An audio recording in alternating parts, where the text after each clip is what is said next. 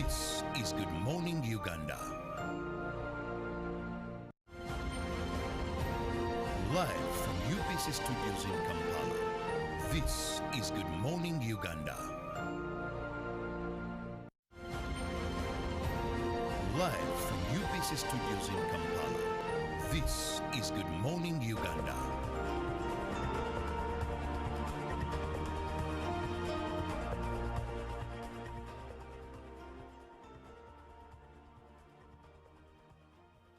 A very good morning to you. Aisha Naluze Batala is the new IGG, and she is replacing Betty Olive Namisango Kamya, whose term expired last month on the 22nd of September. Justice Naluze currently serves in the Land Division of the High Court, and she becomes the country's new anti-corruption chief pending parliamentary approval very soon. But congratulations to her, as Uganda slept over and has woken up over the news of her appointment. And of course, Dr. Patricia has been retained as a deputy in the IGG office.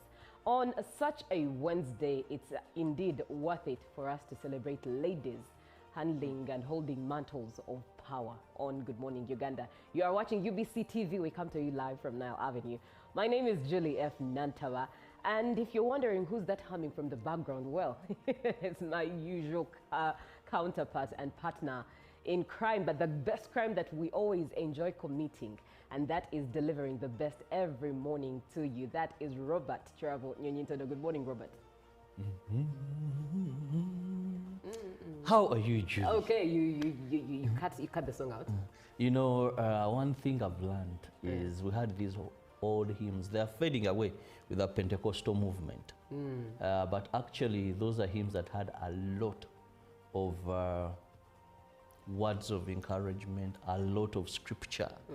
Even alone these ones now that are there where you just, it is about dancing. You go to church and it is dancing and dancing. You know, those days you'd have the hymn book, you know, you sing these songs like, Amazing grace, how sweet the sound that saved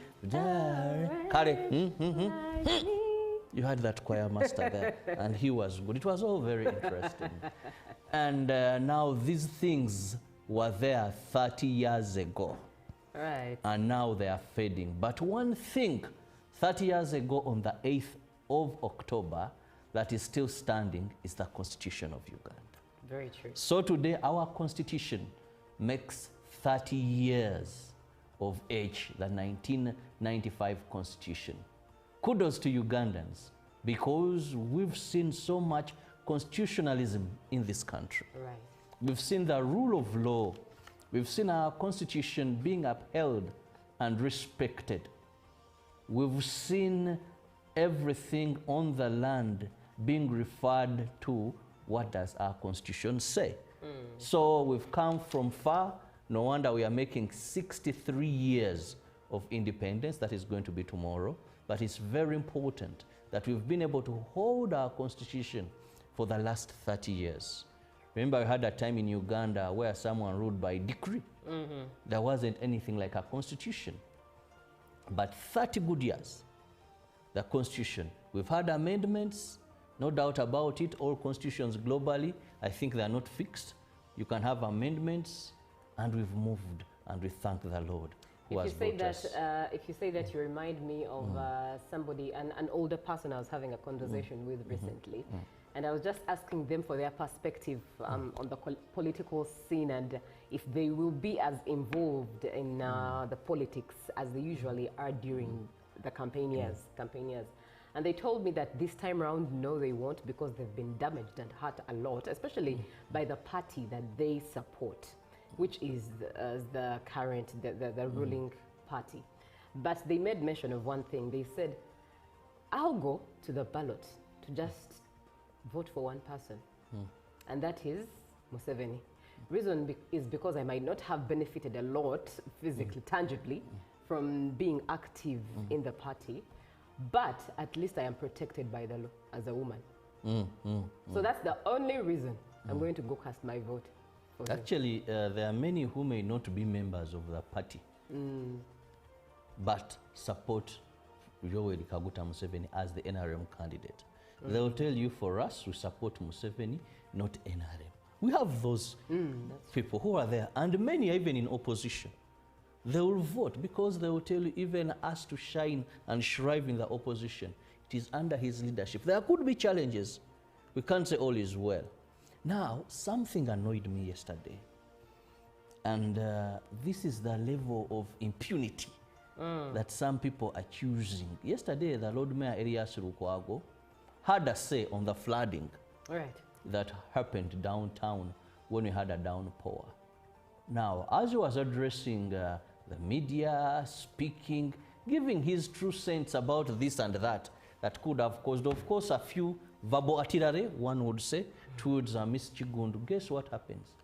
A group of goons comes at City Hall to attack a mayor, a Lord Mayor, in his chambers, in office. A group of goons have the audacity to come at City Hall. Now, we must condemn this level of impunity. And I think our security forces, they're very professional, but certain things, KCCA. Right. You can't tell me that goons can walk in KCCA through the gate. I saw the security officers fighting at the entrance, at the main entrance, to put these goons away. Then they walk and go. Now, this selectiveness in enforcement,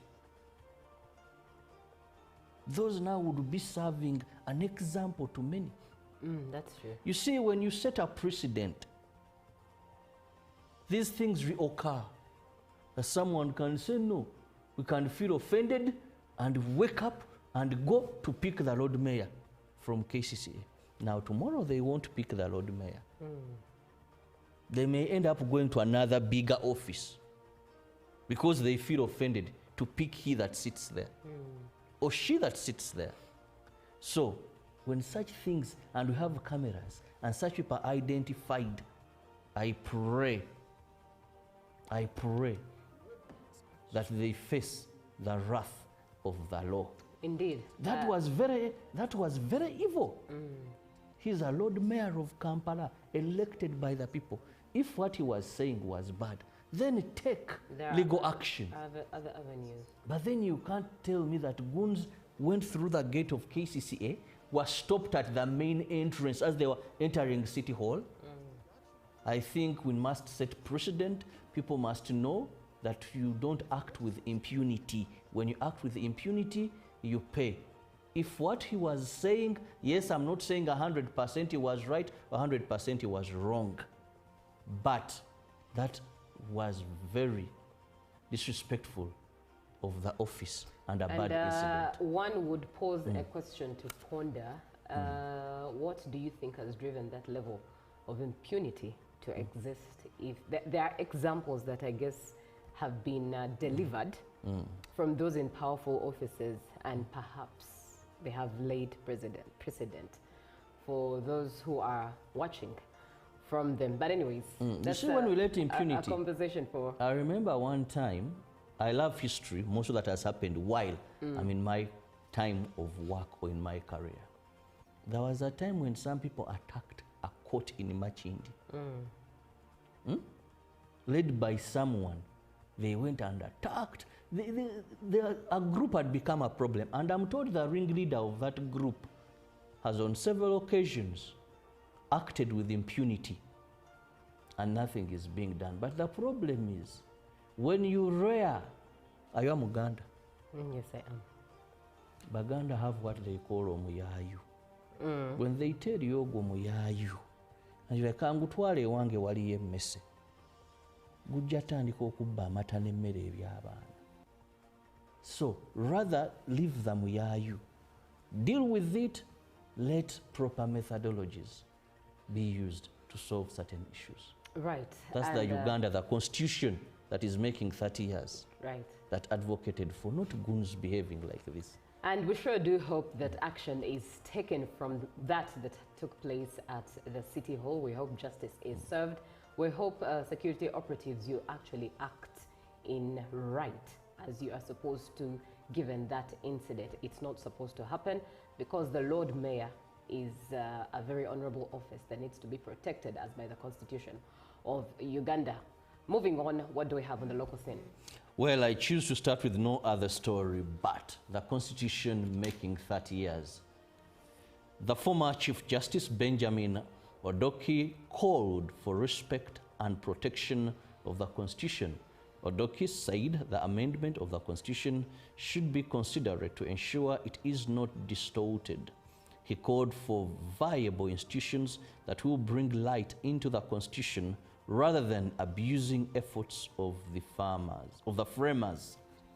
Odoki officiated at the tree planting ceremony at the Constitutional Square to symbolize the principles and values enshrined in the Constitution 30 years since its existence.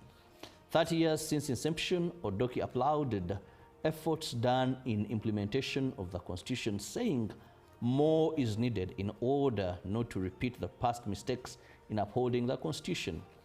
Odoki calls for establishing viable institutions to protect the Constitution. Different stakeholders and the civil society organizations attended the event. The 1995 Constitution will be or is 30 years today, Wednesday, the 8th of October.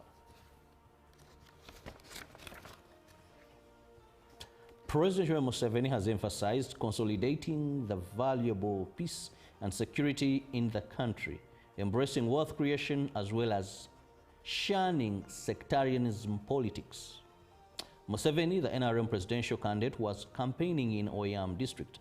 While responding to local demands, Museveni pledged to carve a new district of Aba from Oyam if re-elected president of Uganda. Museveni has been in Lango since last week on Wednesday, the 1st of October. Addressing the local leaders, he appealed to them for more development programs within the district. Although Oyam in the past has been in the hands of UPC, NRM seems to be gaining ground. According to the president, the presence of peace has necessitated the strengthening of the nation. With a district having 17 health center 3s, covering 16 sub-counties, 60 government primary schools, and 10 secondary schools, Museveni said in the coming term of office, he promised to double the effort on social services. The president said, although he has been at the forefront of preaching wealth creation, the sad part of the story is that some individuals continue distorting his message. He emphasized the prevention of wetlands.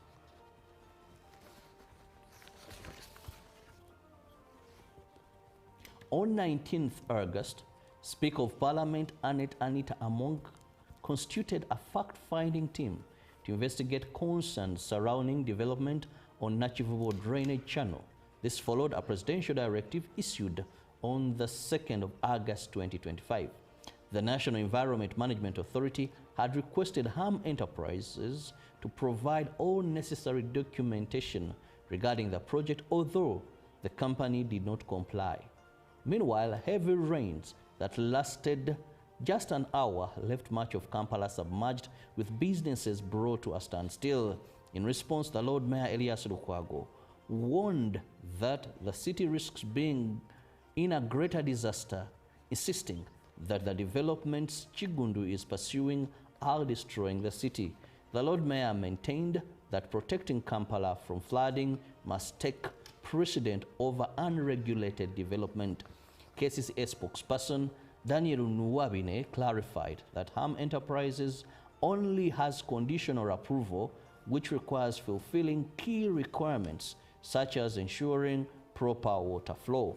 He said all developers must meet conditions before being allowed to continue with any construction. Meanwhile, unknown persons stormed the KCC headquarters, accusing the Lord Mayor Elias Lukwago of opposing development. A scuffle broke out although security quickly intervened and threw out the intruders.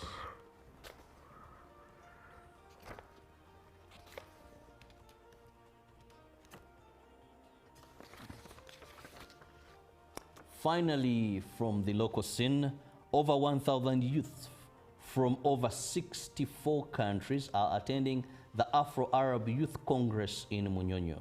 The 4-day Afro-Arab Youth Conference 2025 brings together youth leaders from member countries and youth in their respective countries. President Yoweri Kaguta Museveni, in his speech delivered by the third Deputy Prime Minister Rukia Nakadama, called upon the youth to aim at keeping peace and creating strong networks for a brighter future.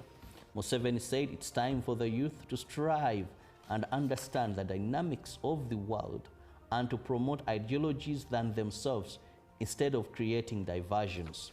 This appeal was echoed by Betty Amongi, the Minister for Gender, Labour and Social Development.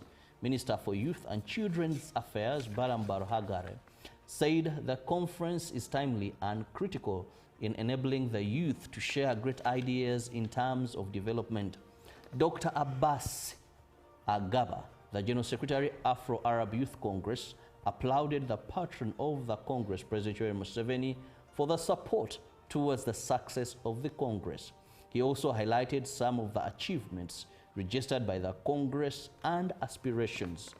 Others in attendance included former Premier Dr. Hakana Rugunda and the Minister for Youth from Rwanda. Well, that brings us to the end of our local stories this morning. Let Julie take us through what the rest of the world has for us. Right. Thank you, Robert. And before we do that, I wonder how many Ugandans have it for a fact that the Constitutional Square is actually what they usually call the City Square. And I wonder why we still call it the City Square. It was formerly called the City Square. That name seems to have stuck. Because it was a name that was there for quite some long time. Right. Now, later, it was renamed the Constitutional Square. But of course, it's like when you used to tell people, Sentibali Kudembe is Owino. You know, many had wouldn't click, so we know, but Sentibali Kudembe market. So some places, if the name has been there for so long, no wonder many people call petrol stations Shell. You know, some call some soda Pepsi. Of the Constitutional Square, I wonder how many of you as a Ugandan take time to just tour your city and see the different tourist attractions that we have within the city at the Constitutional Square. Very beautiful. Are you aware one time I put money on radio, a show I do on radio, for someone to tell me where the Independence Monument is? Do you know where the Independence Monument is? I want to tell you. But also, do you know where the World War Monument is? I will give you the answer just to encourage you to tour your city, because you walk through it every day. Take some time and just walk around. The World War Monument is actually at the Constitutional Square. So take time, move around, get to know where the just down Independence Sheraton Hotel, you see that lady holding a young child, a kid. Right. And you'll get to know what that is. Exactly, especially if you take time to read it. But moving on to the global scene, we're starting off with matters Israel that is marking 7th October as an anniversary when it comes to the attack by the Hamas on 7th October 2023. Israelis gathered across the country to mark 2 years since the Hamas-led attack on 7th October 2023 as negotiations continued in Egypt over an end to the war in Gaza. Now, the attack saw over 1,200 people killed and 251 others taken back to Gaza as hostages. It was the single deadliest day of Jews since the Holocaust. Israel responded by launching a military offensive in Gaza, which has killed more than 67,000 people. And this is according to the territory's Hamas-run health ministry. Its figures are seen as reliable by the UN and other international bodies. Prime Minister Benjamin Netanyahu said in a statement that alongside immense pain, Israel had shown miraculous resilience. He vowed to achieve all the goals of the war, the return of all the kidnapped, the elimination of the Hamas regime, and the promise that Gaza will no longer pose threat to Israel. Recalling Hamas's attack on southern Israel 2 years ago, UN Secretary General Antonio Guterres said the horror of that dark day will forever sear in the memories of us all. He also called on all parties to agree to US President Donald Trump's peace plan, describing it as a historic opportunity to bring this tragic conflict to its end.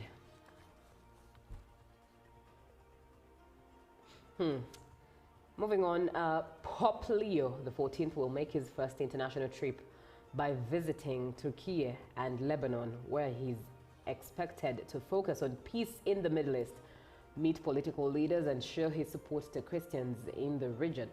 The first American Pope will travel to Turkey from November 27th to 30th, and then go to Lebanon from November 30th until December 2nd.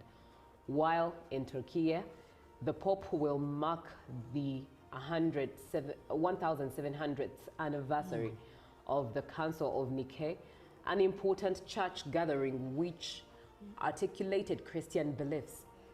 The Nicene Creed is still recited in churches across the world today. The Vatican said Leo will travel to the town of Iznik, modern-day Nicaea, for the anniversary, and while in Turkey, is expected to meet Ecumenical Patriarch Bartholomew, the spiritual leader of the approximately 300 million Eastern Orthodox Christians.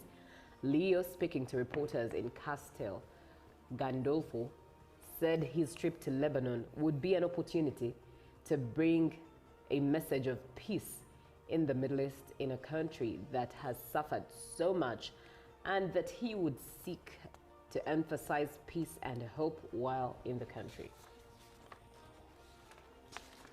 Now on to the continent. Madagascar's embattled president, Andry Rajoelina, has appointed an army general as the new prime minister in a bid to end youth-led protests against his rule. He said the nation needed a premier capable of restoring order and the people's trust before naming General Rafin Fortunat Zafisambo to the post. Coming days after the president expressed fears of a coup attempt, the general's appointment marks a significant militarization of the government and appears to be an attempt by Rajoelina to secure the army's backing at a time of heightened tensions. Now, the protest movement known as Gen Z Mada rejected General Zafisambo's appointment and gave Rajoelina 48 hours to resign. Quote unquote, as long as Rajoelina remains in power, we will continue the struggle, Gen Z Mada said in a statement. The protests began on 25th September, triggered by public anger over repeated water and power cuts, and have since morphed into wider dissatisfaction over corruption, high unemployment, and the cost of living crisis. Last week, Rajoelina dismissed Prime Minister Christian Netse, a civilian, and his entire cabinet in an attempt to placate the protesters. In a declaration at the presidential palace late on Monday, Rajoelina announced the appointment of General Zafisambo, saying the prime minister needed to be someone clean and ready to serve Madagascar. Now, Robert, you had a green there as we talked about the appointment of a general in place of a civilian. I wonder what went through your mind. Well, I was like, if this were hitting the streets, Yeah. and a general is being appointed, it sends messages to them. But of late, the Gen Zs are very determined. And when you see countries like Kenya who are able to overcome them at their peak, well, that shows great leadership. Because in many African countries, when they start, the end is usually not the best for the incumbent. But those that have managed to pull the Gen Zs and affairs continue moving on, now talk about electricity and water supply, coupled with other issues. Usually these Gen Zs, it is not that very issue that sparks them. There are quite other issues, so that is just the climax. And definitely the strikes don't end there. I believe the Gen Zs in Kenya shall still continue in one way or the other. The news shall be coming up. What do we have in the dailies today? Well, here we have Betty Kamya dropped, deputies Okria and Mohaire retained. Who is Naluze new IGG? Well, there is a picture of her, the great lady who is going to take on a great office if approved by Parliament. Now, Office of the President to oversee hospital administrators. What a move. And Museveni pledges new district in Oyam. Another one coming up. That is what the people want. And Uganda Mukene, now under test, that is in the Netherlands. What candidates told voters? The New Vision has a roundup for you there, 2026, so you can go through and see. Julie and the viewer, allow me move to the Daily Monitor very fast. Now in the Daily Monitor, Nema Parliament under fire after harmful floods. Now presidential candidates get financial headache traversing the country. No money was given, you deposit your 20 million, all you got was being cleared, and a team of 16 security personnel. Now transport is coming in there. How do you move all there and that? Right. Now also we see Dr. Lubale elected Bishop of Busoga Diocese. And still more regarding the new IGG, the Daily Monitor brings you that. Now let Julie take us through what Kenya and Tanzania have. And a quick look at what we have in Tanzania, where we are starting. The Citizen, why Kariako still rules despite stiff competition. That is the headline in the Citizen. The detail of it, get yourself a copy. And fresh details emerge in Pole Pole's abduction and disappearance. Also, Samia pledges 4 key reforms for Mwanza. And Shinyanga Solar Power Project, 78.5% complete. Also, law on anti-aging and regenerative treatments coming, says the government. So you who wants to stay young and you're in Tanzania, a law is coming right up for you on how to maintain your youthfulness. Anyways, in Kenya, SHA, more pay, less benefits. That is the headline there. Cancer patients suffer pain of inadequate cover. Also still in the Daily Nation, tax waivers, immunity for UON boss Dutch firm. And in matters, crime secret diaries on Shakahola Hora help prosecutors. Inside overseas employment plan for jobless tutors. Also Sifuna camp battles, Gachagua project tag, all of that in the Daily Nation. And this brings us to the end of what we have in the dailies and altogether the stories we've gathered around in a short while for you. But it's an opportunity for you to sip on your coffee as you enjoy some music under that Ugandan coffee. As you enjoy some music, let's have a short break. We'll be back with another conversation on matters your eye health. Good morning. Live from UBC Studio, this is Good Morning Uganda. Live from UBC Studios in Kampala, this is Good Morning Uganda. Live from UBC Studios in Kampala, this is Good Morning Uganda.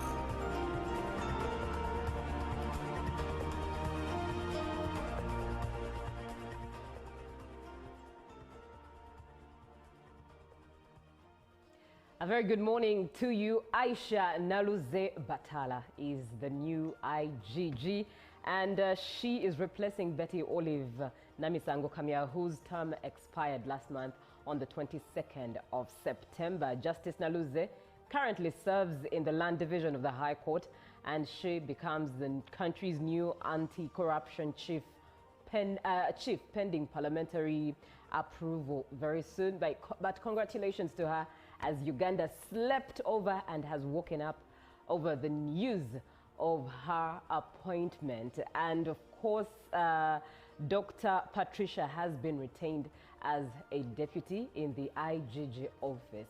On such a Wednesday, it's indeed worth it for us to celebrate ladies handling and holding mantles of power on Good Morning Uganda. You are watching UBC TV. We come to you live from Nile Avenue. My name is Julie F. Nantawa. And if you're wondering who's that humming from the background, well, it's my usual counterpart and partner in crime, but the best crime that we always enjoy committing, and that is delivering the best every morning to you. That is Robert Travel Nyonyintono. Good morning, Robert. How are you, Julie? Okay, you cut the song out.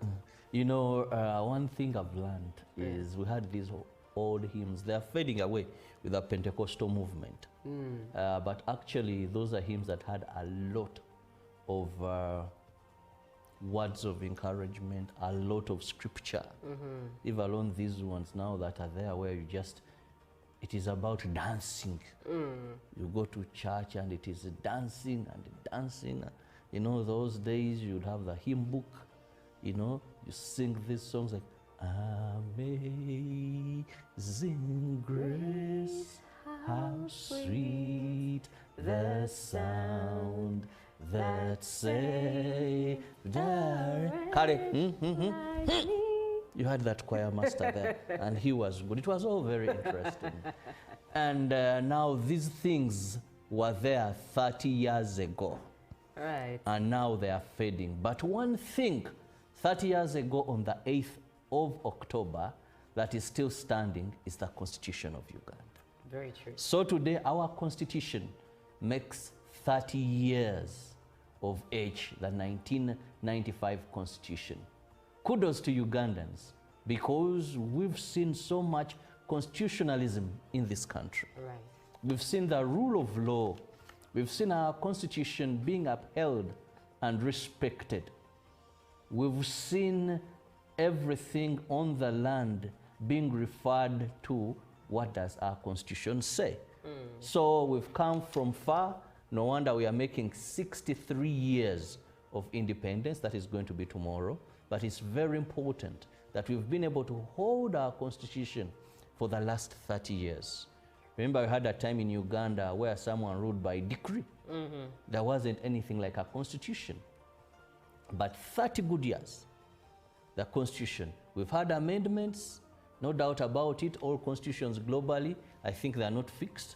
You can have amendments, and we've moved, and we thank the Lord. Of the day on UBC. Every Wednesday, 10 p.m. on your public broadcaster.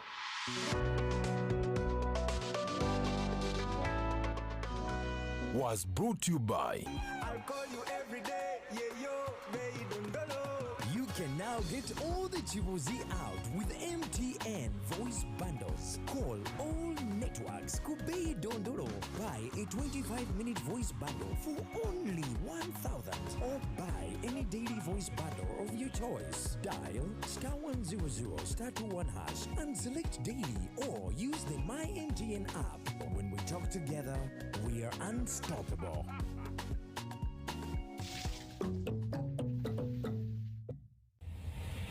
Two nations, one destination. The Consulate General of Uganda in Mombasa presents the 4th Uganda-Kenya Coast Tourism Conference and Exhibition, a celebration of the intermarriage of tourism between Uganda, the Pearl of Africa, and Kenya, the Pride of Africa. Discover Uganda's adventure, from gorilla trekking and whitewater rafting to Kenya's rich wildlife and world-famous beaches. Delegates from Uganda will enjoy an exclusive fam trip to Kenyan coast from the 22nd to the 26th of October. Even tee off at the golf tournament at Vipingo Ridge on the 25th October, followed by the conference on the 27th to the 28th of October at Ocean Beach Resort and Spa in Malindi. Register today on our website www.thetourismconference.org. Join us and be part of the future where Uganda meets Kenya and Africa shines brighter.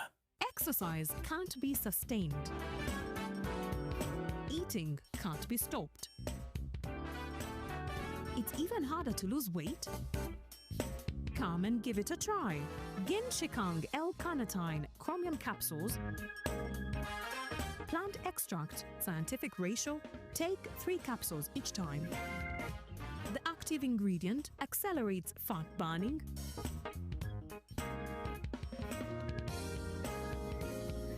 eat twice a day, don't take a detour. Weight loss starts now.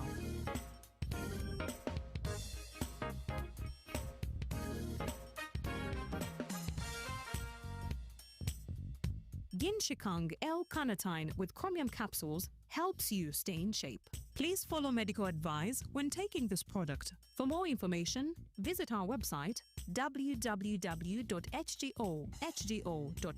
or call 0800 335555. Taxation is a bit complicated, and the only way to demystify it and make it as easy to understand and to comply with is through engagement. Is there a limit to the number of cars a returning citizen is bringing into Uganda? Who has paid the excise duty on this water is not the supermarket which has sold you this bottle at 1,000. It's not the business. It is the man who is going to drink this water. We strongly believe that it will only be through such constructive engagement that we'll be able to broaden our tax base and build our country together. Buza Kamiso now. Now you can get direct answers. Send your tax-related questions via WhatsApp or SMS to 0790-141-887, and the Commissioner General of URA, John Musinguzi, will personally address them.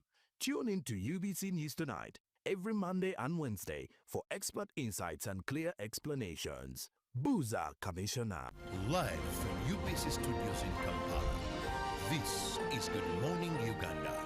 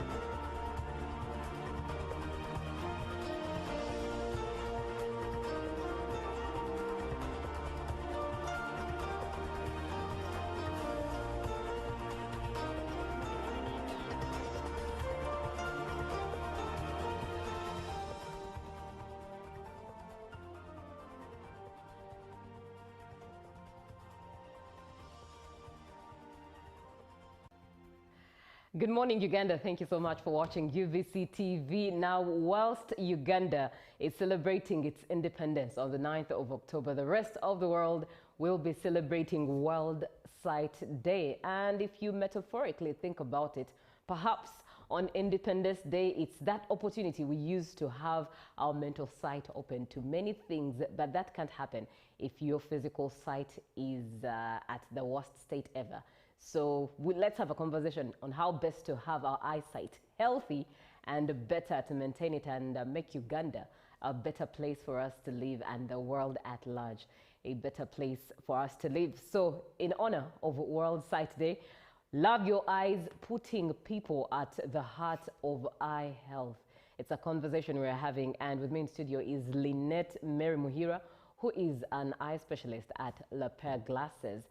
0709602592 is the WhatsApp number that you should engage and ask that question that you need to learn from today. Good morning, Lynette.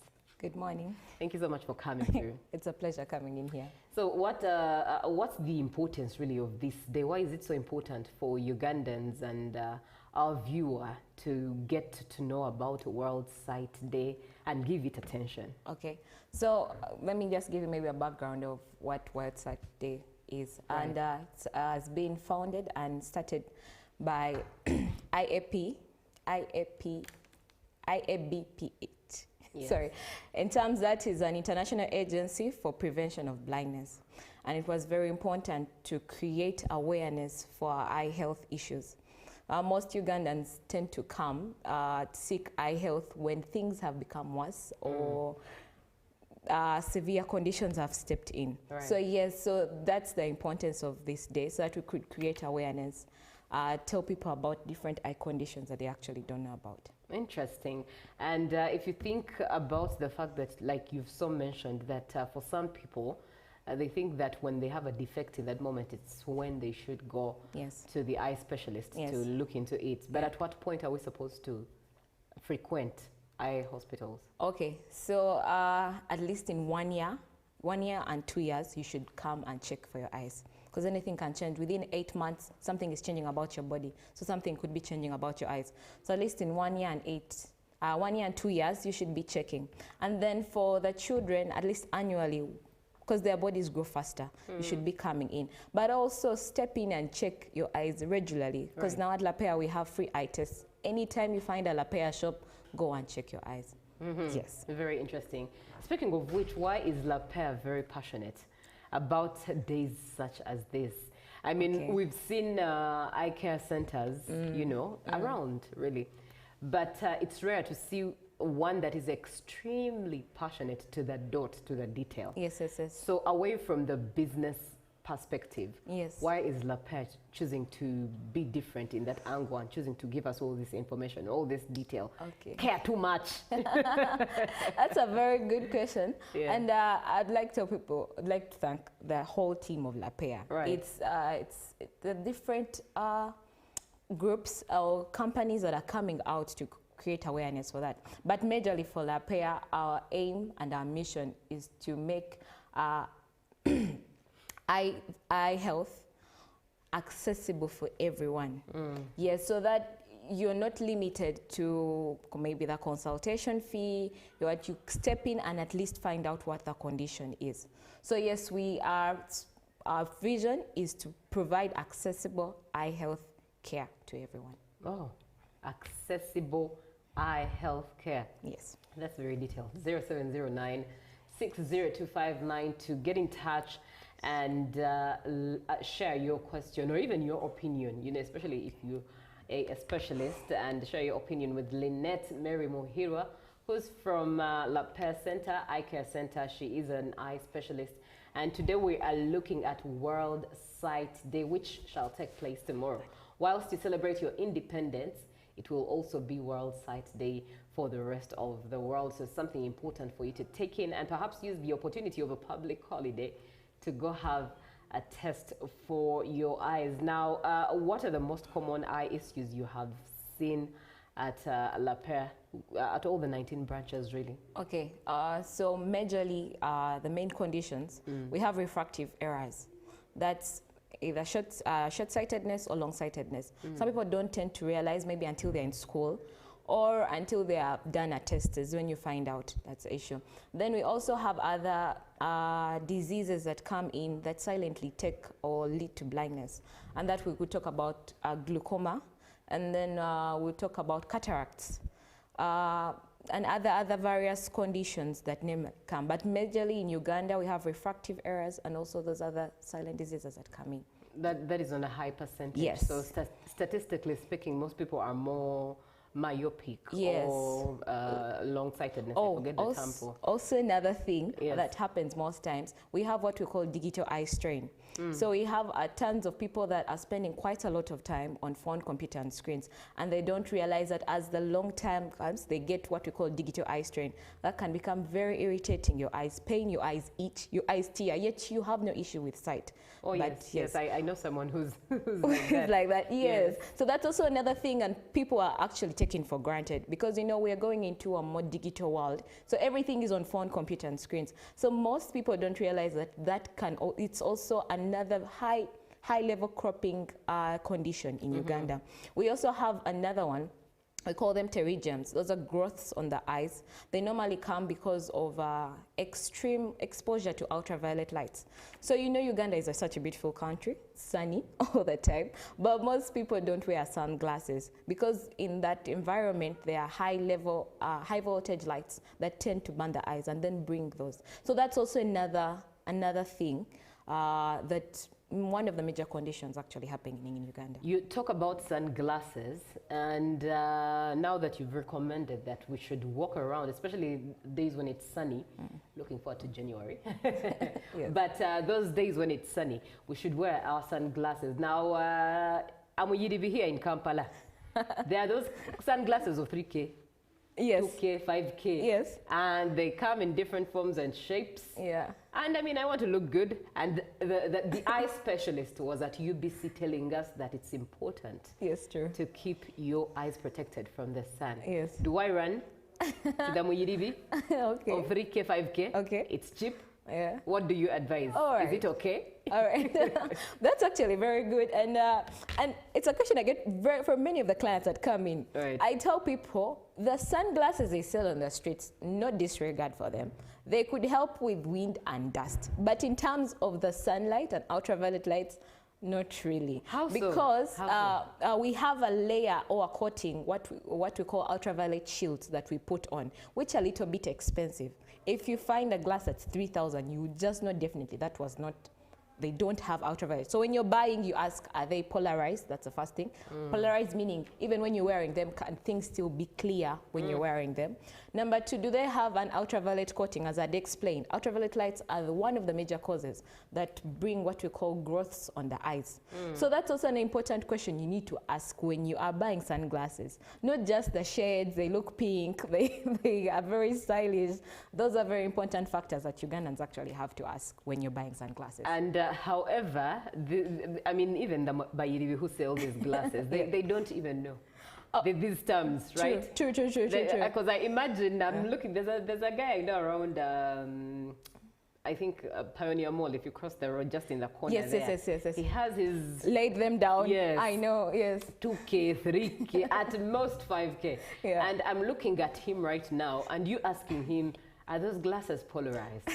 Do they have an ultraviolet coating? I can only imagine. Yes. But the thing is, some of these glasses also come with those labels. They do come with those labels, but I tell people if you're buying anything for the eyes, buy it from the eye specialists themselves, or buy it from optical places. At least they would give you something authentic and quality. Like at La Paix, we do have them. When you come in, would give you a specialized sunglass. Or if you want a custom made. Have you seen those which are photochromic? Where indoors they're clear, and when you move out, they turn dark. Yes. That's also like a more modernized sunglass, because maybe it's a little bit, for sunglasses are limited to the spaces where you can wear them. So you can't be in office and you're wearing a sunglass. However much you're in a field, you would at least have photochromic glasses. So when you go into an optical place, they would advise you on that. But the ones of the streets, truth be told, I would not disregard. It's business for them, but they don't know maybe most of these things. Definitely so. And at the end of the day, they have to make the money.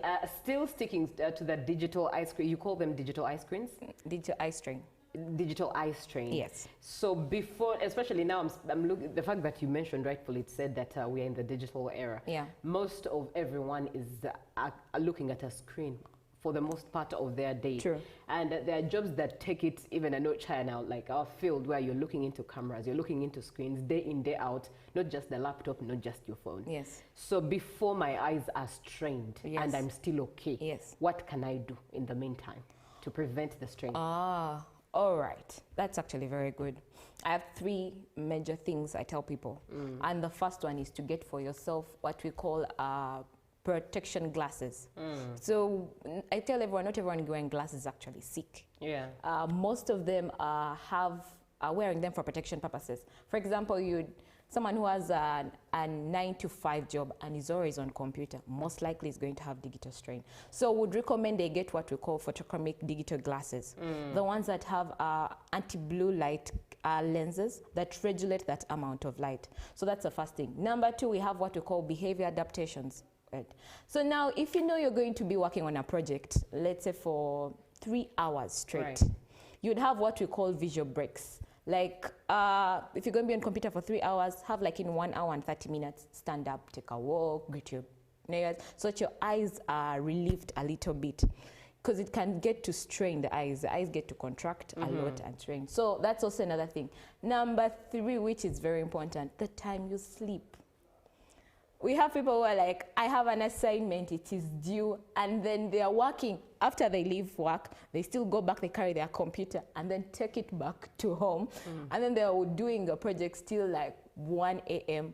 What do you expect? The eyes are fatigued, so they will also get issues. So those are the 3 things. Get protection glasses, number 2. Have visual breaks during your work schedule. Number 3 also, you get enough sleep. Postpone the work. So next you see me with glasses, do not say that I have Malala. All right. Anyways, Lynette, let's look at the 19 locations that LAPER has existing, especially around.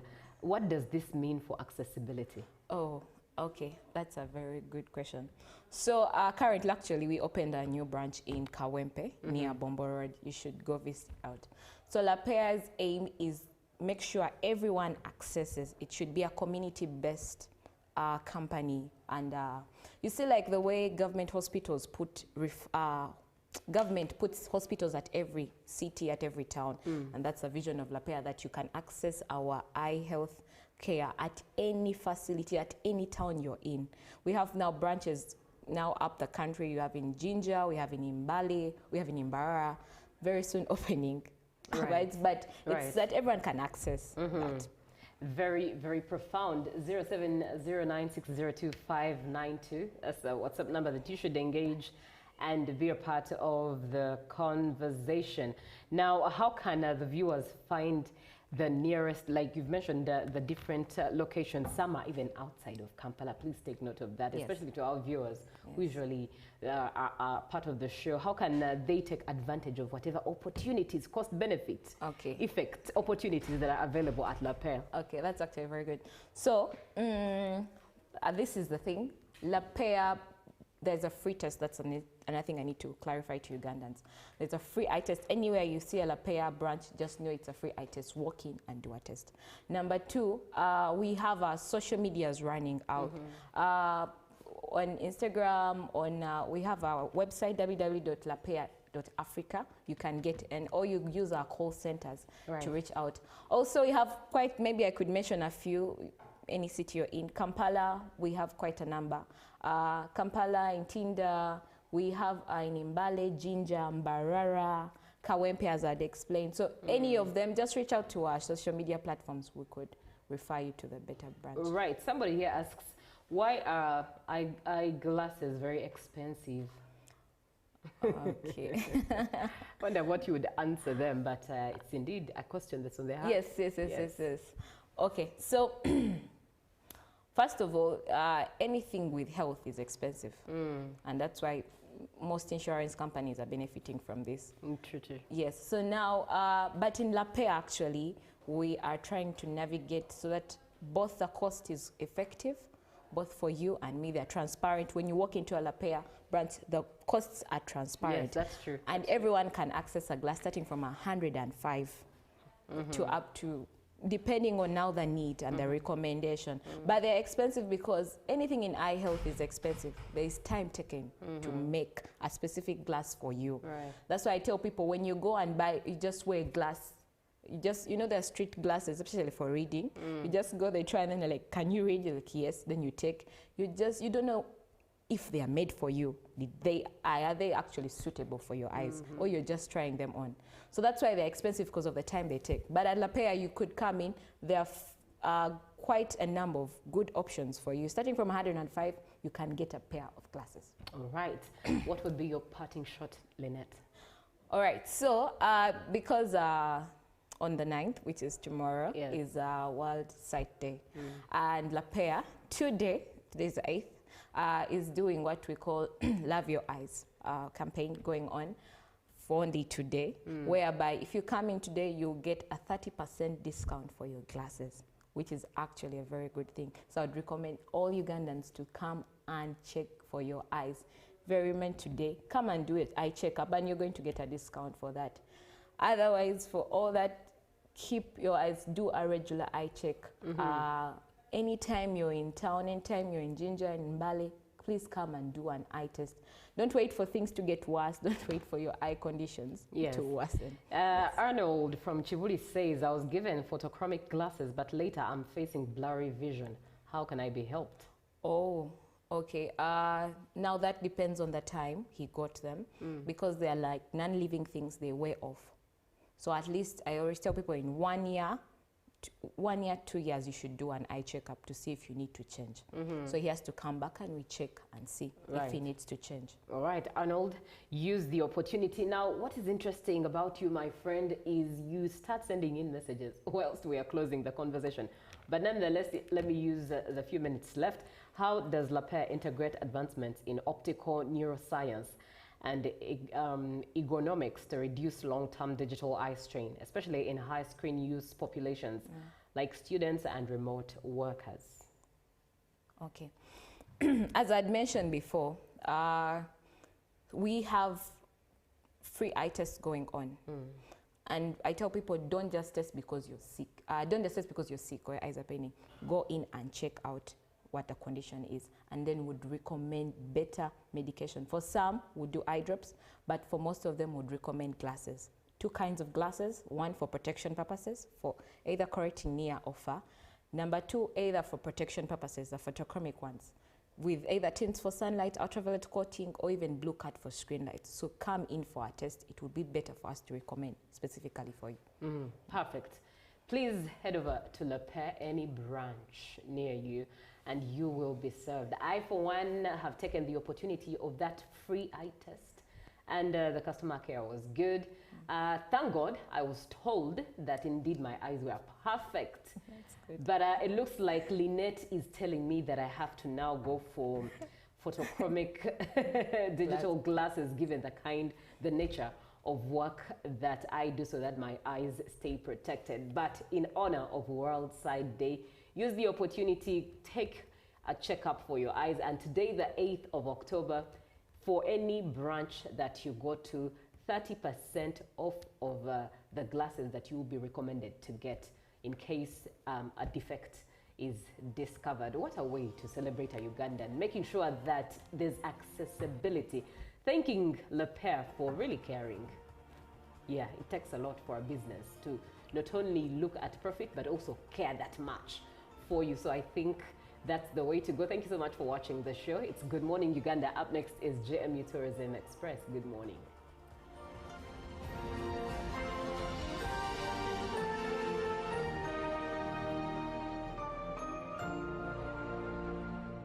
Live from UBC Studios in Kampala, this is Good Morning Uganda.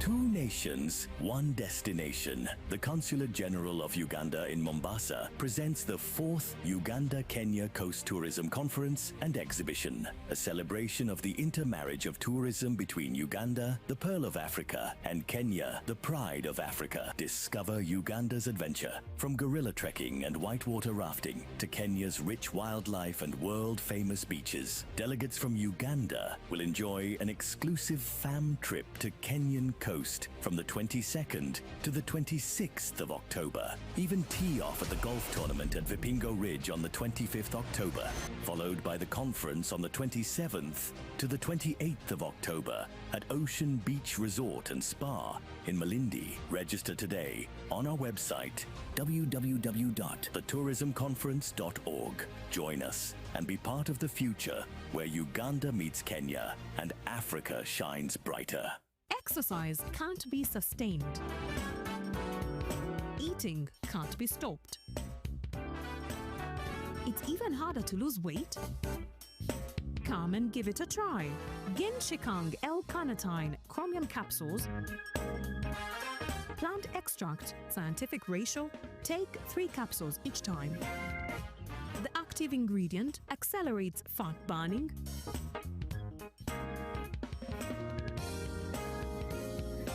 eat twice a day. Don't take a detour. Weight loss starts now.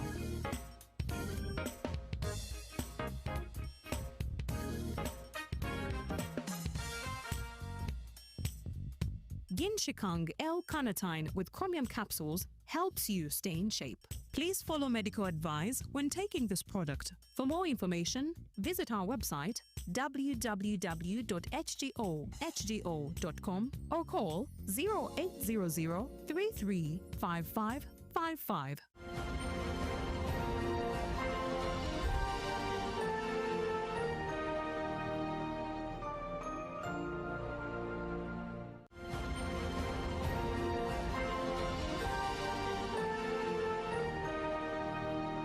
Brought to you by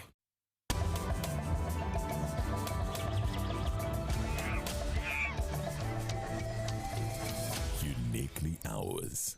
Explore Uganda. We are still at Immaculate Heart Girls School, Nyachibale, and we are within the school museum. In this segment, we are going to be talking about what more you have to find in the school museum. Welcome on the Good Morning Uganda Tourism Express, and my name is Zakia Lucky. I have seen quite familiar items like we did see at Brims. Back then, I'm getting to find a gramophone here, which is quite different from what I saw there. Typewriters, the monitor, but we are yet to understand how these are getting to exist in here. And I think it's a very good thing for a school to store this, because students are getting a chance to learn about these, unlike us who got to know about this probably in the field, and there is someone else like you who has not even had a chance to see these or even get to know how they operate. It's not just about those artifacts, but we have also other items that do represent cultures, and also some of the artworks that these students get to see. So stick around as we get to interview one of the students that is going to tell us about these items. My name is Agaba Esther, the President UNESCO Club Immaculate Heart, and I will be taking you through this cultural segment of our museum. So here we have very many artifacts.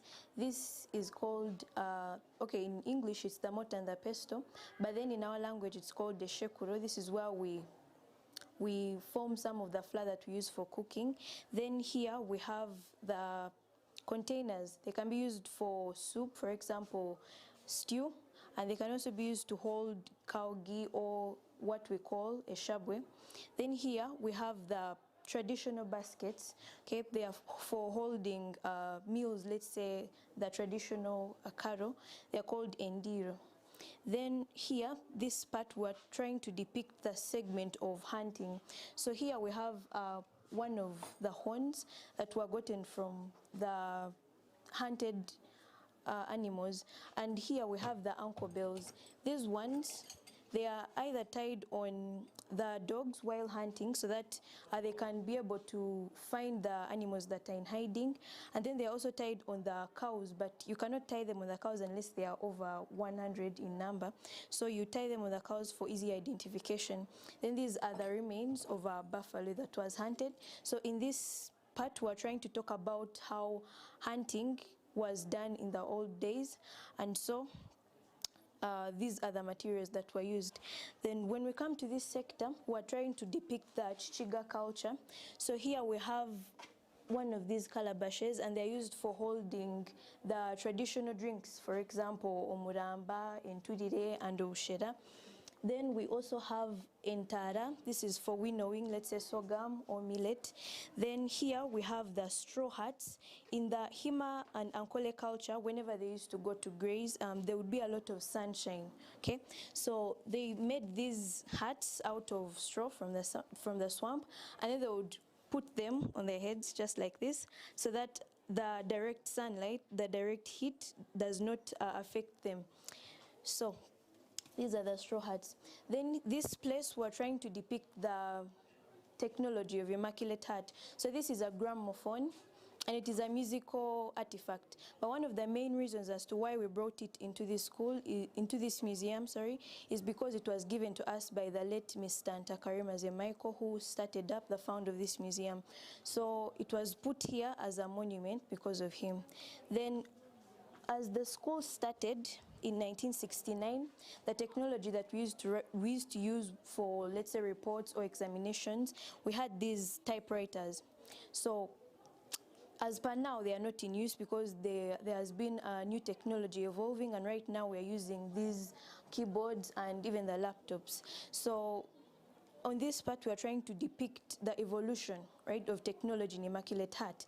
Then also as the school started, we had these kinds of radios. As per now, I don't think they are really very common, because now we can even use the ones that are on phone or on laptops or whatsoever, even the internet.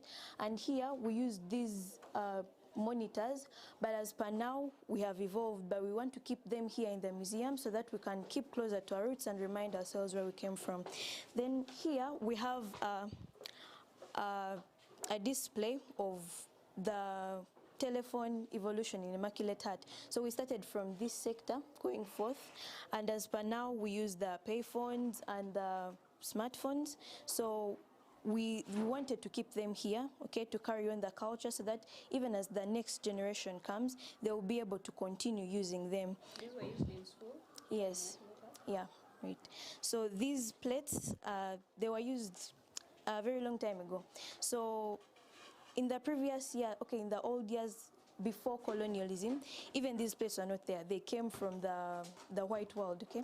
So before, they used to use banana fibers to hold their food instead of these plates, but when the whites came, they brought these plates. So right here we have these are the metallic ones. First we were using banana fibers, then we went to the metallic ones, then after that we evolved now to the ceramics. So here, down this side, we have the projects of the new curriculum students in Immaculate Heart, and here they are using bottle tops to show environmental conservation. So even here they use the bottle tops. So we are trying to show that we do not need to dispose these things badly, okay? We can use them for something very profitable. Even these are also projects, the bottles. So basically that's what we're trying to talk about. Then this side at the back, here is the sector for music, dance and drama. So Immaculate Heart being a multicultural society, all these instruments are not only for one culture. For example, this adungu and this one, they're from the eastern side of Uganda, and they are used for music. So Immaculate Heart, having all these cultures, okay, we are trying to show that we embrace all of them. So we use them in music, dance and drama, we use them on Culture Day, we use them on every other occasion that we get a chance to use them. So here we have the akogos, or what we could call the thumb pianos, and they're also part of the music instruments that evolved from the East. Then here we have the ingalabi, it's a long drum from Buganda. And then we have the shakers, we have the panpipes, and we have the tube fiddles. So this part of music, dance and drama, we're trying to show that as Immaculate Heart, we embrace all these cultures. So here we have an ancestral stool. So on this stool, this is, okay, around here, there is always a hide that it is circular, okay? So that circular motion signifies that the reign of this person who is being given headship in the family, it has to continue, okay? So this traditional four-legged stool, number one, it is only used by the heir, and the heir is given authority, headship, especially when the head of the family has died. So to show that the reign will continue, they choose an heir from the sons and the daughters. So this hide that we see around here, as you can see, it is circular in shape. So this circular motion signifies the fact that they want the rain to continue. They want it to continue flowing, so that even when this person passes away, the next person will carry on the mantle and the rain will continue forever. Then this shield, when the heir is given this shield, he's supposed to use it for protection. It is a symbol of protection and authority, so that if anything whatsoever happens to the family, he'll be able to protect. Then the spear, it is first of all a symbol of bravery. So when you hold it like this, it's supposed to be held from the middle, and when this part is facing the people, that means it is signifying peace. But if you put the sharp side this side instead, that means we are trying to show that we are trying to fight the enemy. But in this case, we are just bringing the heir, okay? So when you hold this spear, it shows that you are brave and that you have been chosen as the heir. So these are symbols of power that are given to the air.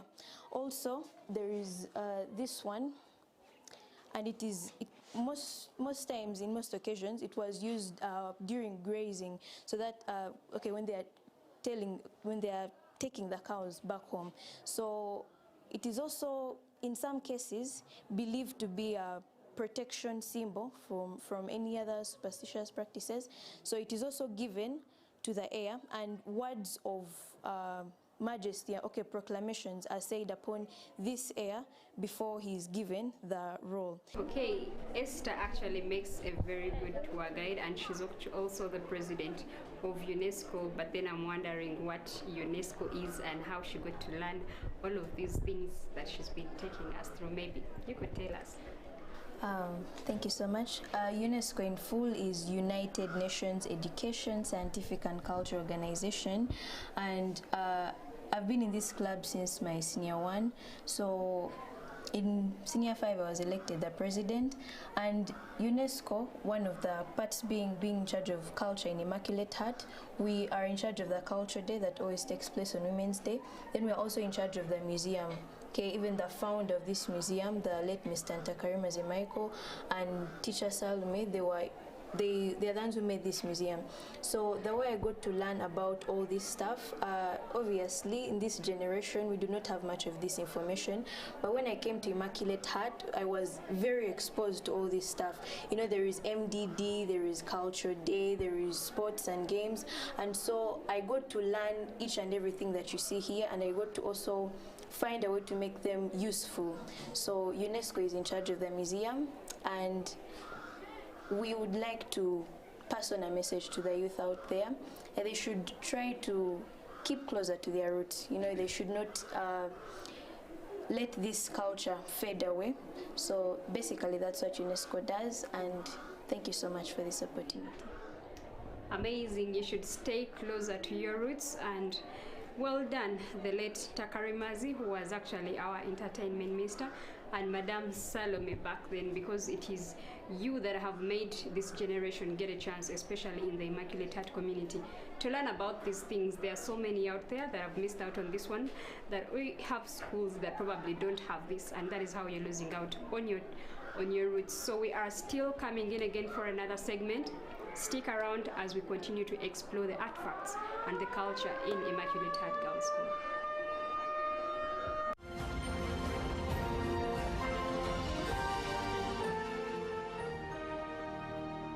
Brought to you by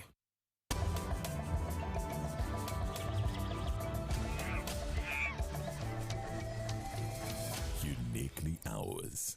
Explore Uganda.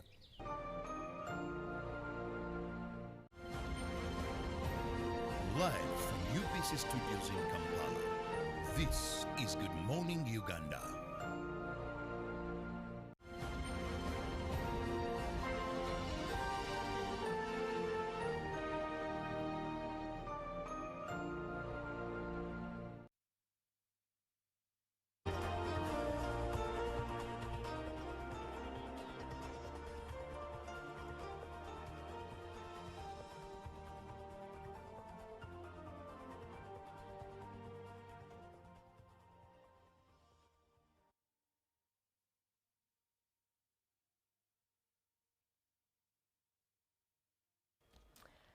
Good morning, Uganda. Welcome back from JMU Tourism Express, a segment of Immaculate Heart that always warms my heart. One that indeed always warms my heart. Really, not because I attended the school, but because my mother did. My own mother is an OJ of the school, and it's amazing to see how beautiful the school transforms the women and empowers the women of Uganda. But it's time for JMU Business. My name is Julie F. Nantaba, and we're starting off with community development in a powerful demonstration of corporate compassion. Double Q has turned its focus from engines and forklifts to people, investing in life-changing community projects in Buikwe district. Through its corporate social responsibility initiative, the company has constructed a clean water source and extended vital support to Msenye Primary School. The automotive company has overseen the construction of a new water source in Buikwe, a project aimed at easing the burden of residents who have long struggled with limited access to safe and clean water. Local leaders commended the company for integrating social impact into its operations, noting that access to clean water directly contributes to better health outcomes and community growth. In addition to the water project, WQ has extended its support to Nsenye Primary School, providing educational materials and other forms of assistance aimed at improving the learning environment. This initiative reflects WQ's growing social footprint, complementing its expansion in the automotive and industrial sectors. Meanwhile, the company partnered with China's top forklift manufacturer, Heli Industrial Vehicle Company, to launch the Heli forklift range in Uganda. The unveiling held at WQ's headquarters also marked the opening of a state-of-the-art Heli showroom. Now, looking at matters insurance, Jubilee Insurance has marked Customer Care Week with a community outreach held at Naguru Teenage Center in Kampala. The outreach, organized on the theme Care Beyond Service, brought together Jubilee Insurance staff and volunteers who engaged with young people through mentorship talks, wellness activities, and interactive sessions on financial literacy and health awareness. Company representatives said the initiative reflects Jubilee's commitment to going beyond business by touching lives and building stronger communities. They added that customer care is not only about handling clients, but also about extending compassion and support where it is needed the most. Now, the Minister of Finance, Planning and Economic Development has officially launched the 31st Uganda International Trade Fair 2025 on the theme Sustainable Industrialization for Inclusive Growth, Employment and Wealth Creation. He encouraged entrepreneurs and manufacturers to boost Uganda's economic development, to promote local industries, innovations and employment opportunities. Government is committed to supporting private sector, enhancing exports to boost Uganda's economic development. The Minister of Finance, Planning and Economic Development, Matia Kasaija, says entrepreneurs and manufacturers are key in Uganda's economic development. The chairman, Uganda Manufacturers Association, Aga Sekalala Jr., outlined key priorities for manufacturers in driving industrial growth. Exhibitors encouraged entrepreneurs and manufacturers to embrace Buy Uganda, Build Uganda initiative to boost the economy. Currently, manufactured goods contribute 23% of all exports, placing Uganda in a position to achieve the 50% manufactured export targets by 2040. Well, now that story ends what we have in the world of business, but before we close it completely, let's have a look at what we have with the forex rates as of 7th October 2025. The US dollar was buying at 3,444.00 and selling at 3,454.00, and by midday it was buying at 3,431.86, a drop there, and selling at 3,441.86, and by close of day it had dropped to 3,427.91 and selling at 3,437.91. The British pound was buying at 4,611.39 and selling at 4,624.84. The euro was buying at 4,005.85 and selling at 4,017.54. The Kenyan shilling still at 26.54 and selling at 26.61. And the Tanzanian shilling dropped to 1.39 and selling at 1.40. And the South African rand buying at 199.27 and selling at 199.85. Well, that's it from the world of business. Up next is the agenda, and as every Wednesday, it matters the cooperative movement in Uganda. And this time around, we are looking at providing structured mining platforms for miners and other actors through the cooperative vehicle. 0709602592 is the WhatsApp number that you should save and be a part of the conversation. Good morning.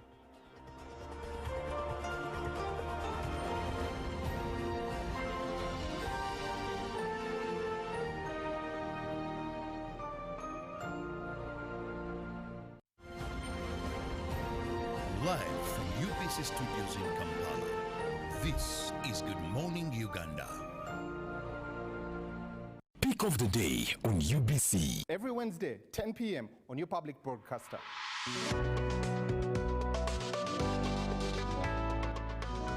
Was brought to you by I'll call you every day, yeah yo, You can now get all the chibuzi out with MTN voice bundles. Call all networks Kubei Dondoro.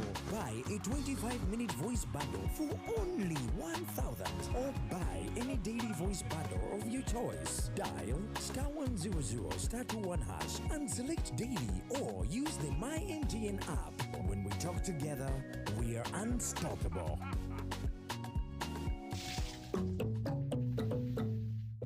Exercise can't be sustained.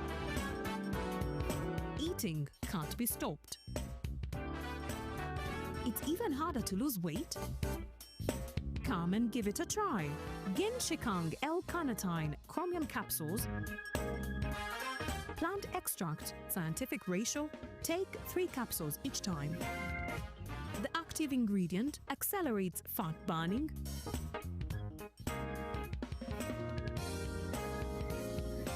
eat twice a day. Don't take a detour. Weight loss starts now.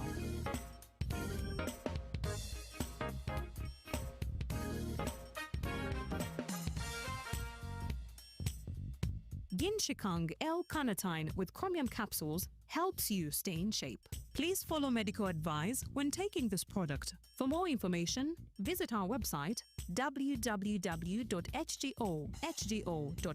or call 0800 335555.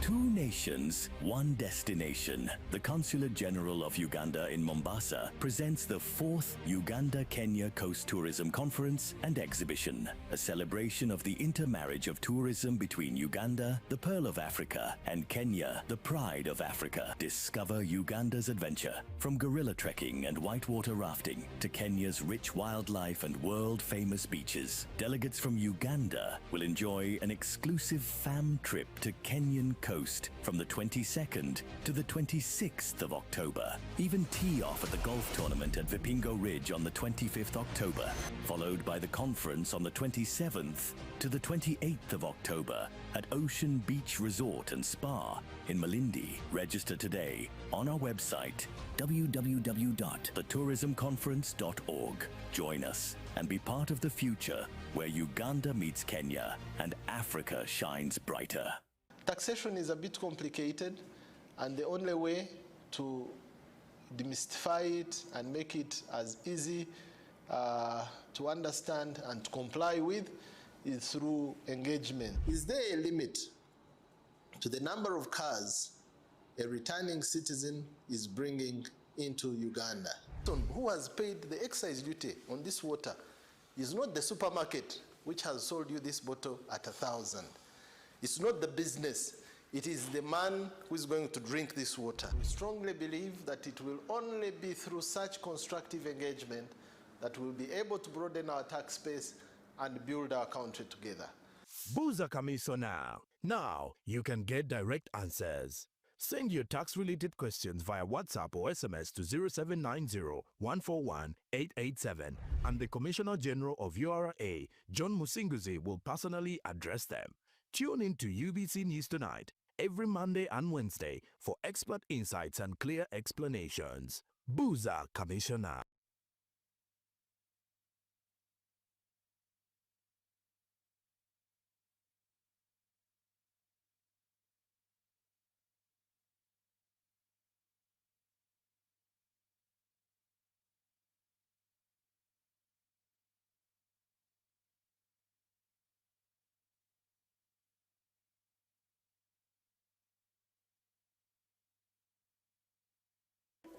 In a nation hungry for truth, a world where every story matters, there exists a beacon of trust and reliability.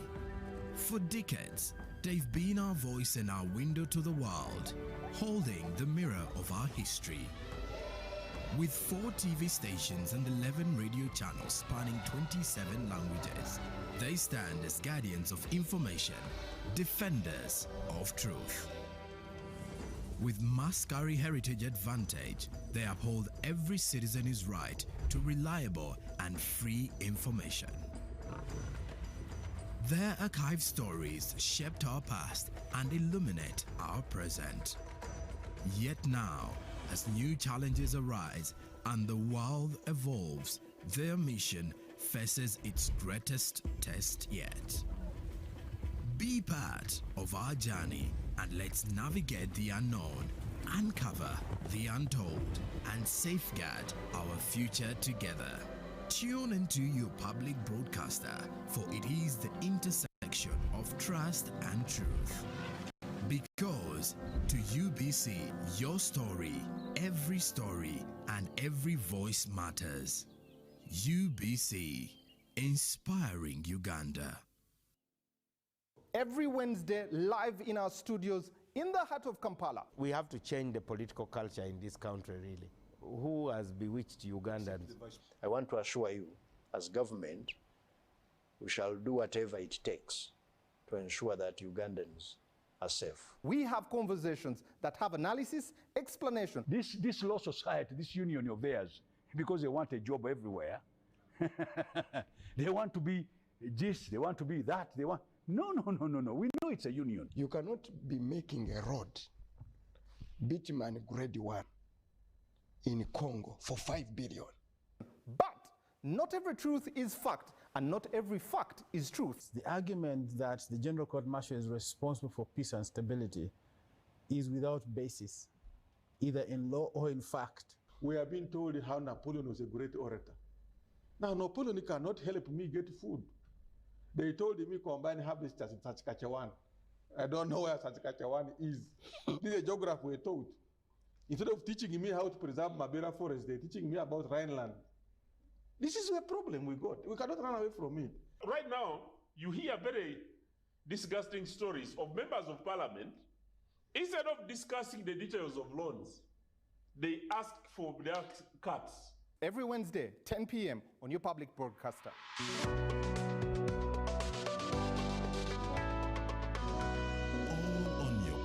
Broadcaster, UBC, inspiring Uganda. Juko. Yo. Check the shopping, man. What's your secret? Haven't you heard of the parish development model, PDM? Yes, I did, but I thought it was just a talk. No, Sebatia. It is real. I and a few friends together formed a circle, accessed money from the PDM, invested in a poultry project, and now things are moving. Juko. I thought I was one of your friends. You are. But you left me behind. I didn't leave you in poverty. What you do, just visit your LC2 chairperson and your parish chief and start the process of economic transformation. Just like that. The parish development model is an initiative from the government of Uganda through the Ministry of Local Government designed to transform all lives of Ugandans for the better. PDM, my parish, my development, my life.